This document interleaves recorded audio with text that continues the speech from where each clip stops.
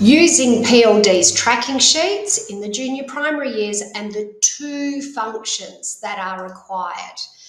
Keep in mind that the effective implementation of PLD's structured synthetic phonics program is dependent upon the tight tracking and reporting process and the full and complete utilisation of those tracking sheets.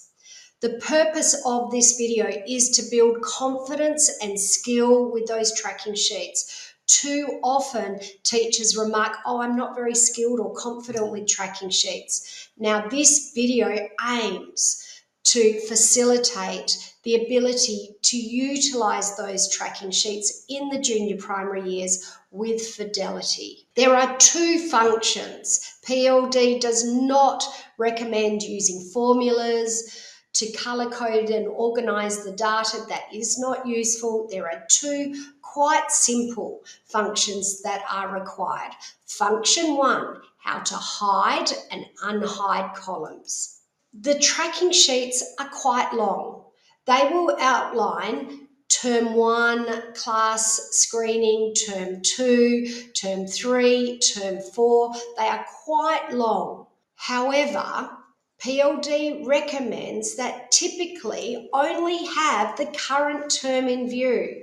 So if it is Term 2, rather than having the full spreadsheet open, hide Term 1, hide Term 3 and 4, and only have Term 2 in view. How is that possible?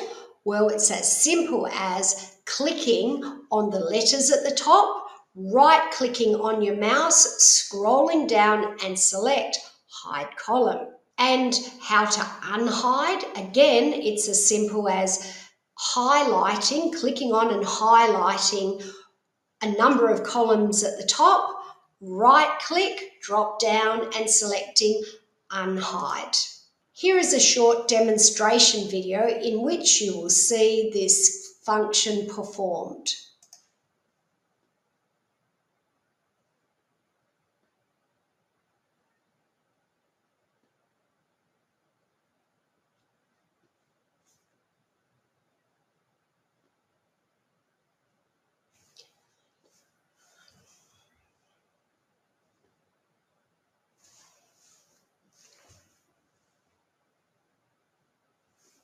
PLD does recommend mid-term and end-of-term screening. Why? The mid-term screening is going to highlight the students that need specific targeting so that they can keep up with that teaching sequence.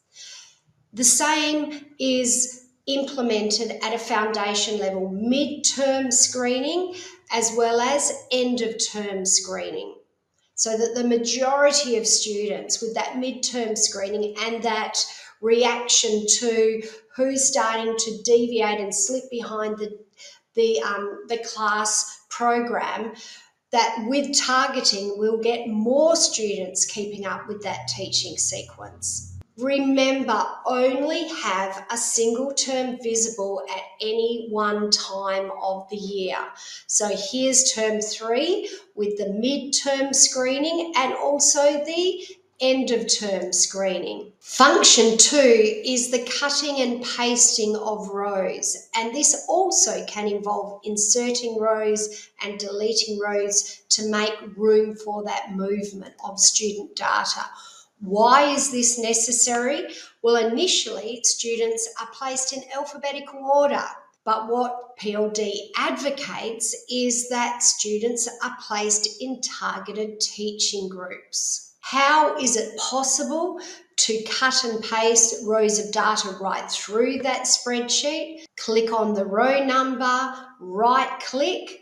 You can either select Cut or Control X, and then click on a number of where you'd like the data to go, and right click and you can select Paste or Control V. What we're looking for is that students are placed in a triangle down the bottom of the spreadsheet, and hopefully with the bulk of your students are the students that are keeping up with that teaching sequence. In the middle of your spreadsheet will be the students that are a little bit behind, and your tier 2, and tier 1 are your students right at the very top of your spreadsheet.